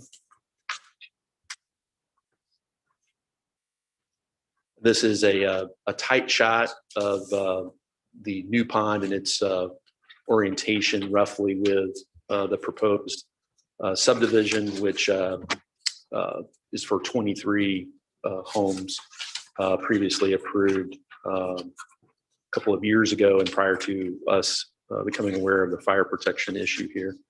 Go to the next. We, as I explained at the last public hearing, we've gone through a number of iterations of these plans with the town staff. And I think I mentioned at that time that while the town expressly permits this alternative water supply system for fire protection, it does not have in the code or in the subdivision control ordinance specific performance standards. And so we've been working through those performance standards for the proposed system with the town engineer and with the fire department. Most recently, I think when we last left off with the Plan Commission, we had been asked to provide a letter from our pump manufacturer to the effect that the submersible type pump, the vertical style pump that we were proposing could be used in a subgrade application. And while we never heard directly from the pump manufacturer, we heard from the pump manufacturer's representative that that application would function properly and within the standards prescribed by the town, but that the manufacturer, which is a pump company that's been around for nearly a century, is called American Marsh. The pump manufacturer was not willing to provide a letter to that effect. And they cited, one, they had never been asked for that before, and two, they understandably, I think, thought that would open them up to potential liability.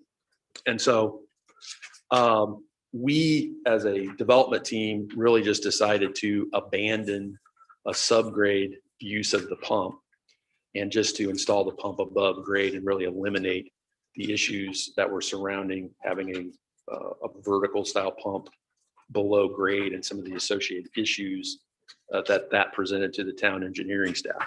And so the pump system that we're proposing is the same one that we presented at the last public hearing where we presented, but it will not be below grade. It'll be above grade and housed in a pump house along the lines that we provided depictions of in the submittal.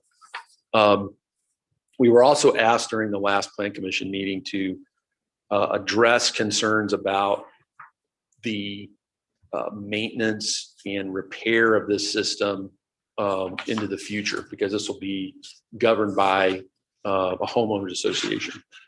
And so we've done that in a couple of different ways, which is we've agreed to pre-fund the maintenance budget the inspection and maintenance budget for the pump system. And we have a quote from our maintenance company that we identified that provides inspections and maintenance for a similar system for a business application at the airport here in Zionsville.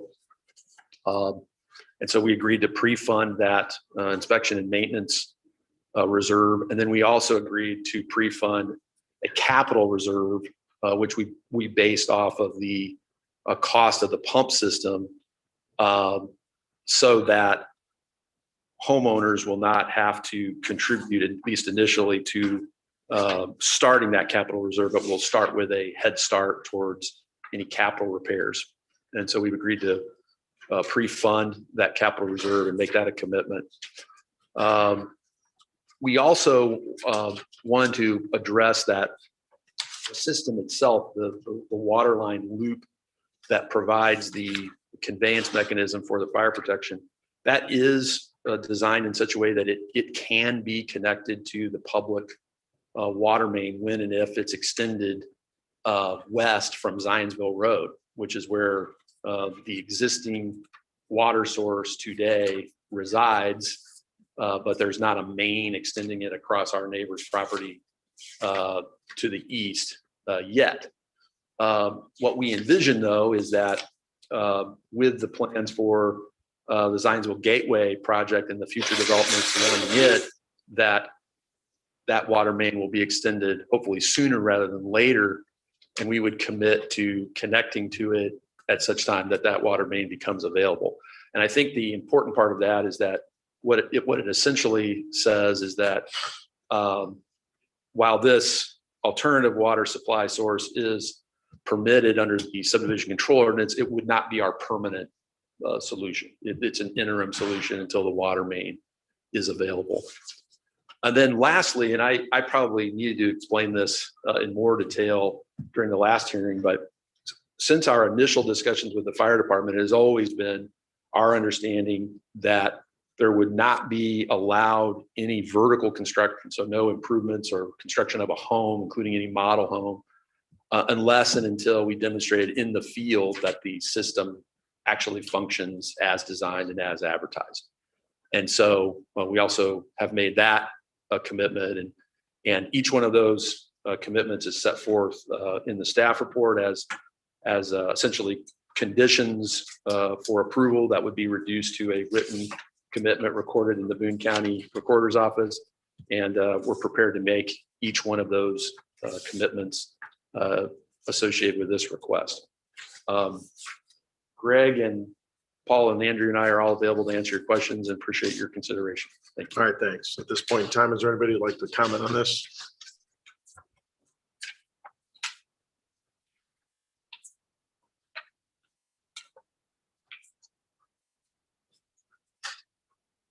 Thank Commission members, town staff. My name is Maria Fennell.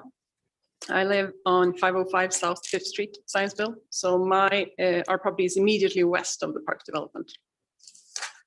Today, I actually first want to thank the staff of the town for what appears to be a very careful review of the proposed water delivery system for fire protection of the park.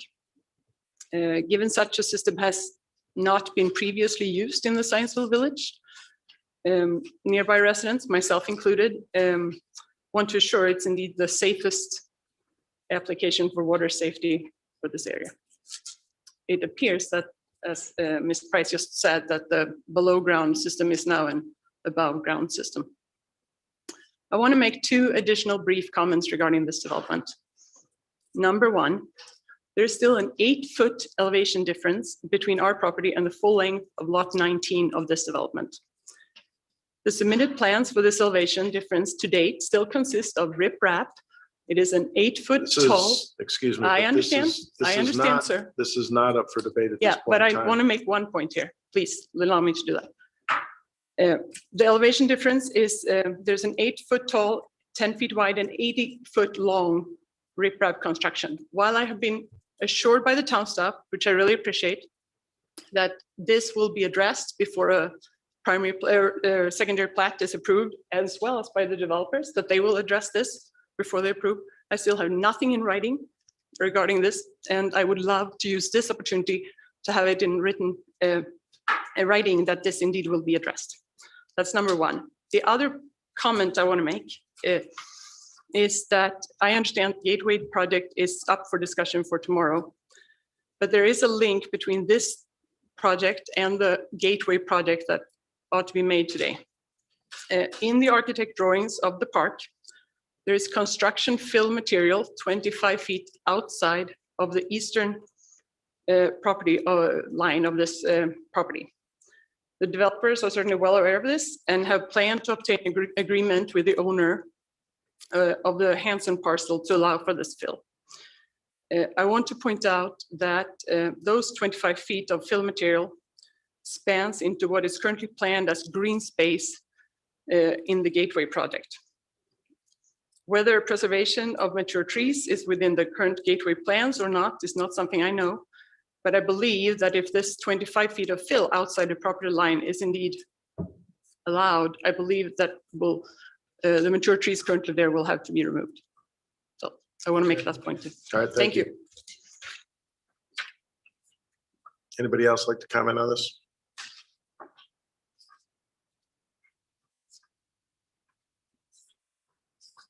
Do you have a comment back on that?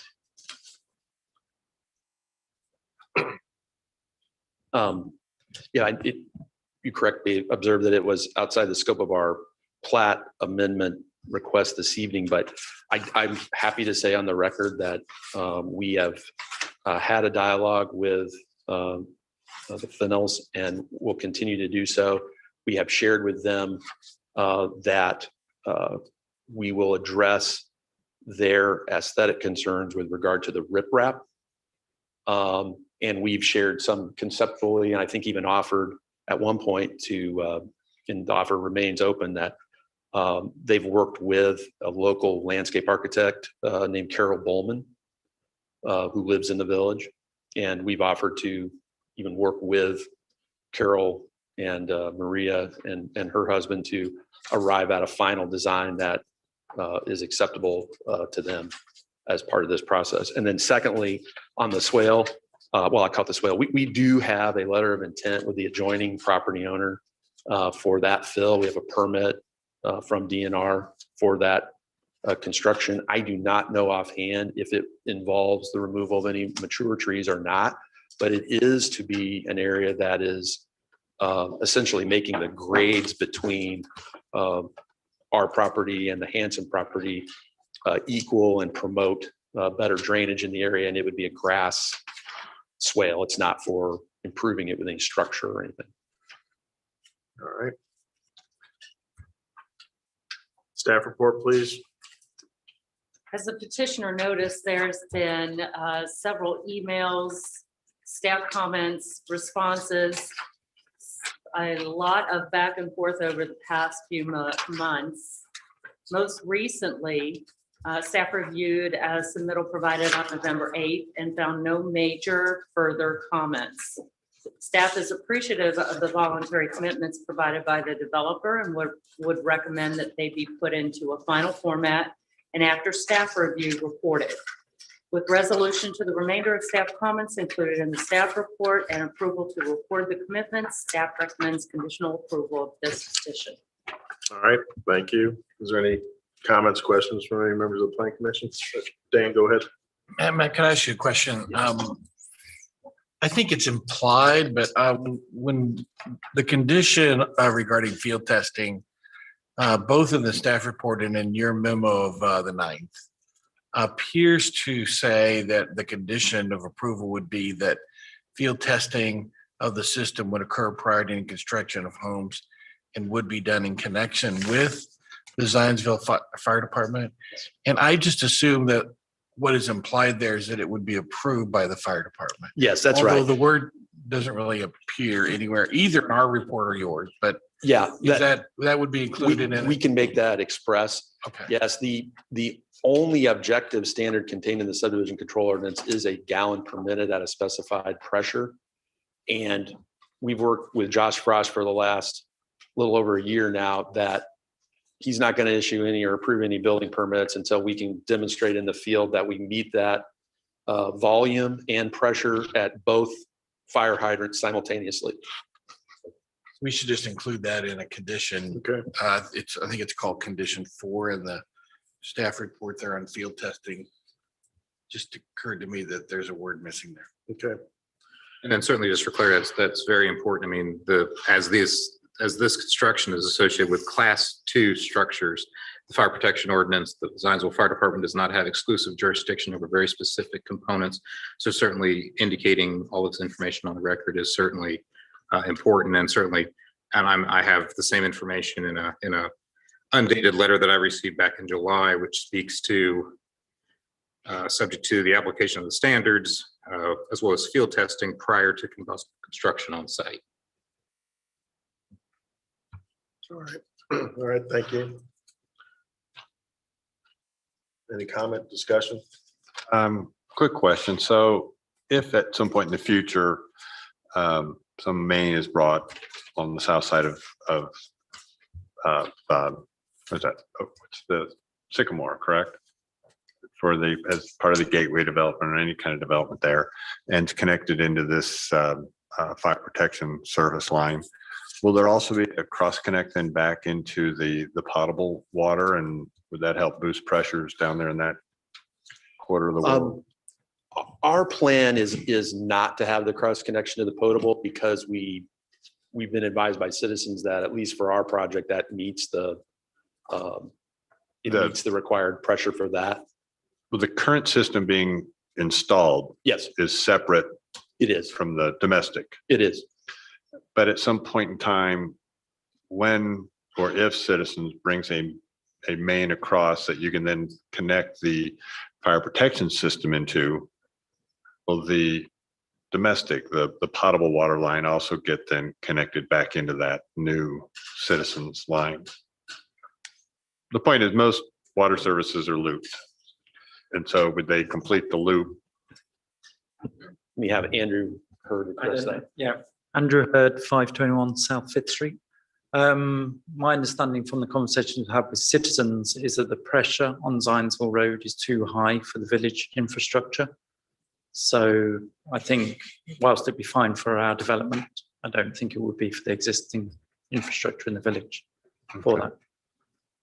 And then you have that.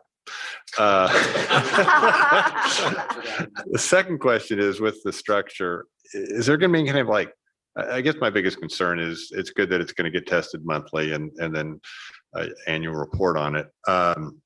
Any kind of alarm system and heater, something just while it's sitting there, somebody keep an eye on it. There is an emergency notification. Greg, I don't know if you want to expound on that or not. Yeah. Greg Dempsey, Innovative Engineering. The system is designed for an emergency notification that'll be automatically sent to the fire department.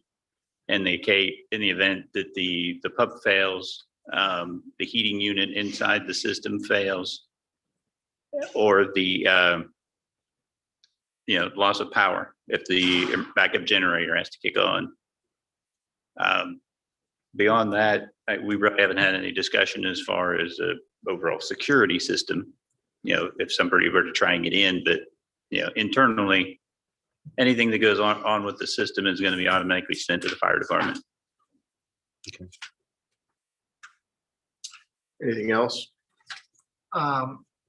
When this line from citizens finally does come in, this pump facility or house or anything, you guys will remove it then, or is it just going to sit as like a backup for the fire department as a system that they can go to if for some reason citizens pressure is not there? We haven't discussed the decommissioning of the pump house or the pump. I've been assured there is a very lucrative secondary market for the pump system, but we've not had that discussion. If that is important though, we can certainly agree about decommissioning process but we have not had that comment raised to this point. Just something I Yeah. was thinking about. Any further comments?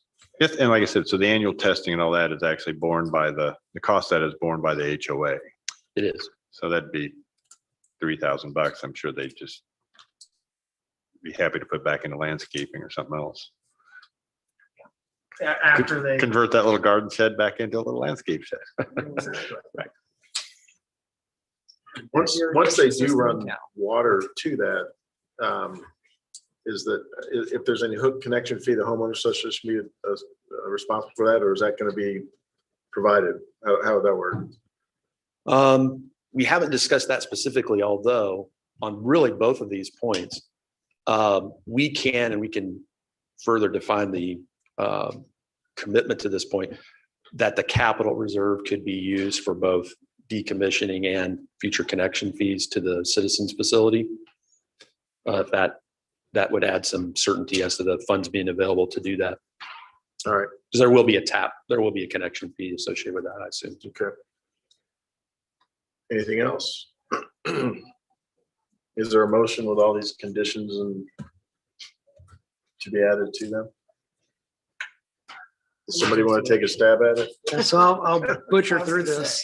I move that docket number 2021-23-PPA primary plat amendment approval to provide for a central water system supporting a separate fire protection main as per section 193.056 of the subdivision control ordinance in the PUD Planned Unit Development Zoning District be approved with conditions as presented with the findings of facts within the staff report and findings within the staff report and findings of fact, and subject to resolution of remaining outstanding review items identified by the contractual engineering review letter as noted in the staff report. Having those conditions being modified so that the capital reserve money can be used to decommission the pump and pump house after such time as a water main extension has been brought in and tapped into, and or pay the tap fees related to that connection. And that in condition 4, field testing and approval of the system is to take place prior to any construction of dwellings within the subdivision. This field testing will be done in connection with the Zionsville Fire Department, who will also grant the approval. Get it all? Sounds good to me. Is there a second? You have a second? Any further discussion, comment? If not, Janice? Mr. Franz? Aye. Mrs. Grabanowski? Aye. Mr. Jones? Aye. Mrs. Walker? Aye. Mr. Lake? Aye. Mr. Fedor? Aye. Ms. Madrick? Aye. Motion carries 7-0. Thank you. Next on the docket is 2021-56 RP Holiday Farms, K1 and K, lots K1 and K2, 4215 and 423 Forest Strathmore Lane. Petition for replat approval to merge lots K1 and K2 in section 3 of the Holiday Farm subdivision into the PUD Planned Unit Development Zoning Districts. Petitioner present, I'm assuming they're online.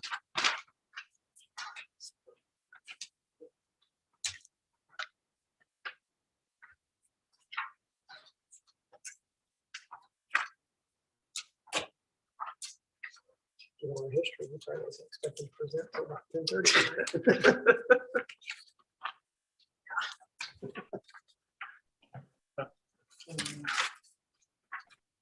Good evening. Can everyone hear me? Yep, we got you. All right. Thanks. So I'm Paul Clodson. I'm the Director of Surveying at Kripe Engineering, 3939 Priority Way, South Drive in Indianapolis. I'm here tonight on behalf of Bo and Kala Snyder. The Snyders are the owners of lots K1 and K2 in the Club at Holiday Farms, Section 3, and we're petitioning to merge these two lots into one in order to build a single-family residence. As a part of this replat, there's no proposed changes to any easements.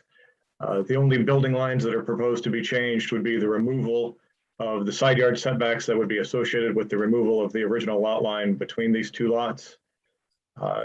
We would also respectfully ask for a waiver of the public notice requirements, as our notices were mailed first class instead of certified due to COVID. And I think that's it. I'd be happy to answer any questions you may have. Thanks. All right, thank you. Anybody in the public would like to comment on this? Staff report, please. Staff recommends approval to allow for lots K1 and K2 and Holiday Farms to remove the lot lines separating them, resulting in the lots being combined into one parcel. The resulting parcel remains consistent with zoning and comprehensive plan land use practices. Staff recommends approval. All right, thank you. Is there any questions or comments on this matter? Do we need to make a quick motion for first class mail? Yeah, we can do that. So I make a motion to approve first class mail as a notice method. Second. All right, all in favor signify by aye. Aye. Opposed by nay. All right, that motion carries, granted. And then on to the other motion. Yeah, unless there's discussion. I move to approve the docket 2021-56-RP replat to allow for the vacation of the adjoining property line of lots K1 and K2, resulting in the lots being combined into one parcel in the planned unit development PUD zoning district attached to Exhibit 4 be approved based on the findings established at the public hearing as presented. Is there a second? Second. Any further discussion? Yes, please take roll. Mr. Franz, Aye. Mrs. Grabanowski. Aye. Mr. Jones. Aye. Mrs. Walker. Aye. Mr. Lake. Aye. Mr. Fedor. Aye. Ms. Madrick. Aye. That motion carries 7-0. Thank you very much for your time. Thank you. Next on the docket is 2021-59 DPA RLL Racing HQ Access Drive from Bennett Parkway, 10771 Creekway. Petition for a development plan amendment to permit the development of an access drive from Bennett Parkway across 10960 Bennett Parkway to the RLL Racing HQ site on Creekway in the Urban Office Research Technology Industrial District I-ORT. Petitioner present. You're ready to go, Ashton.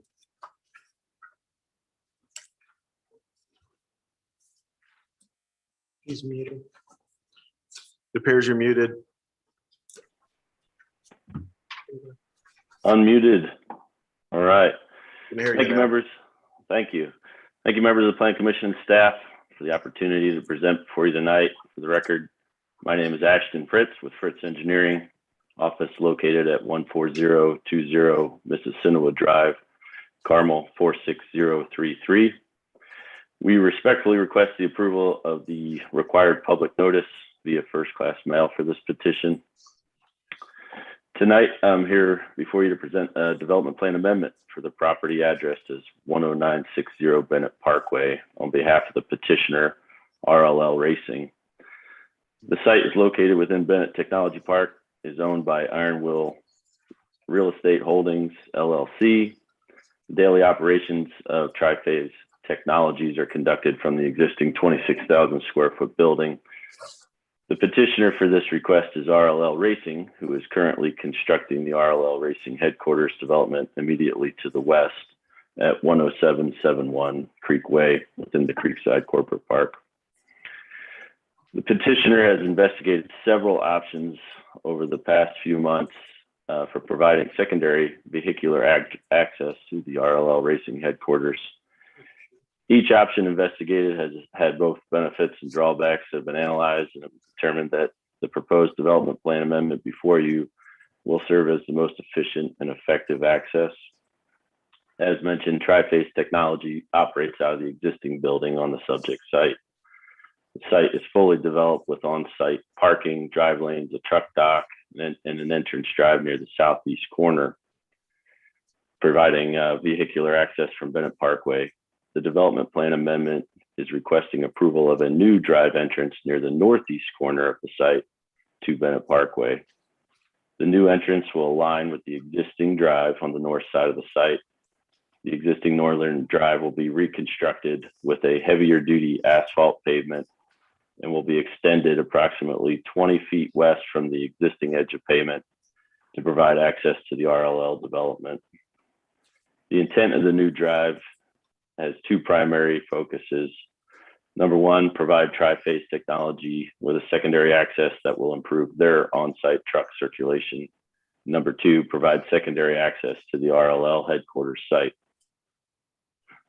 The second entry to the RLL site will be available to the employees of RLL Racing and will serve as a primary access for the vehicle transporters and hospitality diagnostic trailers utilized by the racing team.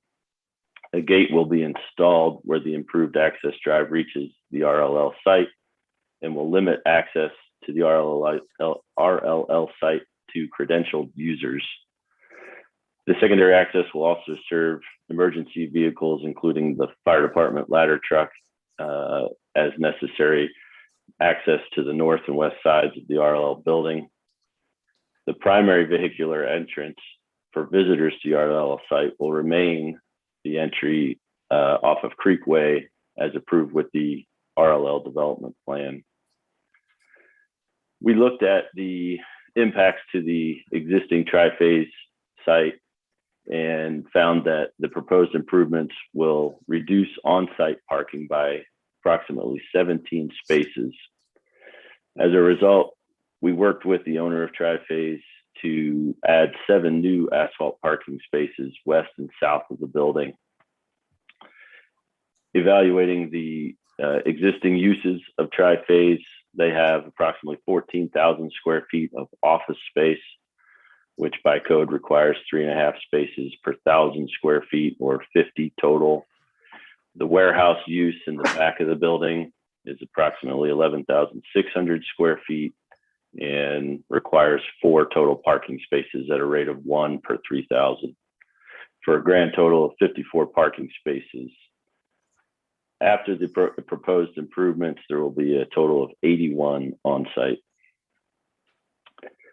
The existing landscape along the north side of the proposed or the existing drive will be maintained. And at this time, there are no new landscaping, lighting, or signage improvements associated with this petition. There are no zoning variances being sought for the development plan amendment. With that, I'd be glad to address any comments or questions. All right, thank you. At this point in time, is there anybody from the public who'd like to comment on this matter? Janice, Roger? Mr. Fritz did a fine job in the overview of the project.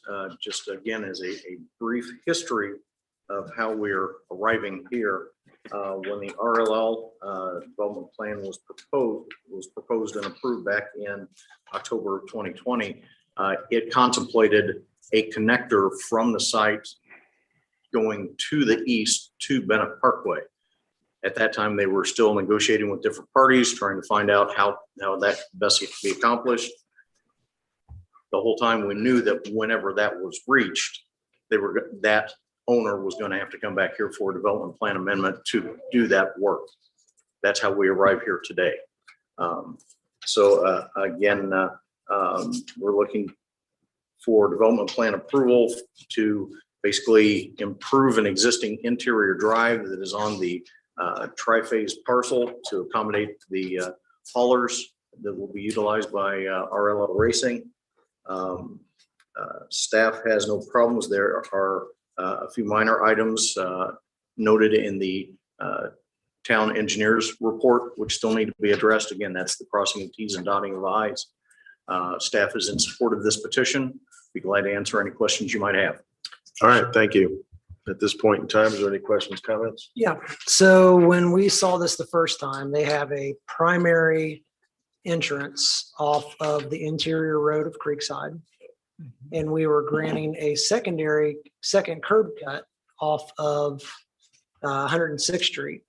That goes away when this goes in, is that correct? I'll just make one slight correction in what you stated. Sure. The connector to 106th Street was another development plan amendment. The original development plan always contemplated a connector over to Bennett Parkway. Okay, cool. Then a development plan amendment came through for the connector down to 106th Street.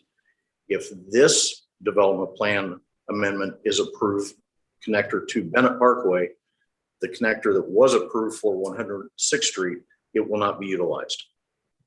Won't be utilized, won't be developed. Like will not be installed? It will not be installed. Can we request that it no longer be granted so it cannot be installed in the future? Because what we were told was when it was presented was nobody liked that option, but we wanted to give them an option to get the trucks out. And that if at some point that other road came in, then that one would not be needed. So I think if it's not needed, we want to remove it. And if they wanted to add it back at some point in the future, they would have to come back to this body to do so. I think that's an excellent point and should be included in your motion. All right.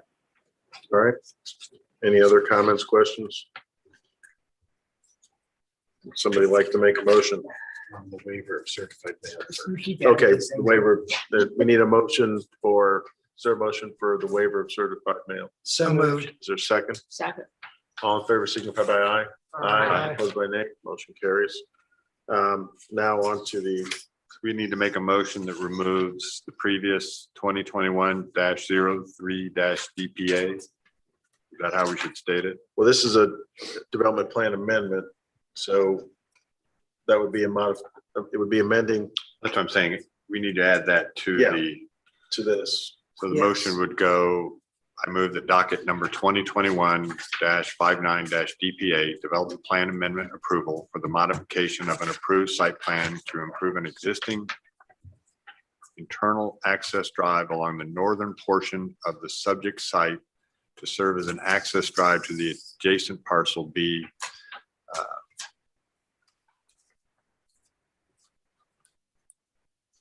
Approved based on the findings in the staff report, staff recommendation, and submitted findings of fact, including the removal of the former development plan amendment 2021-03-DPA for an access, direct vehicle access to 106th Street be removed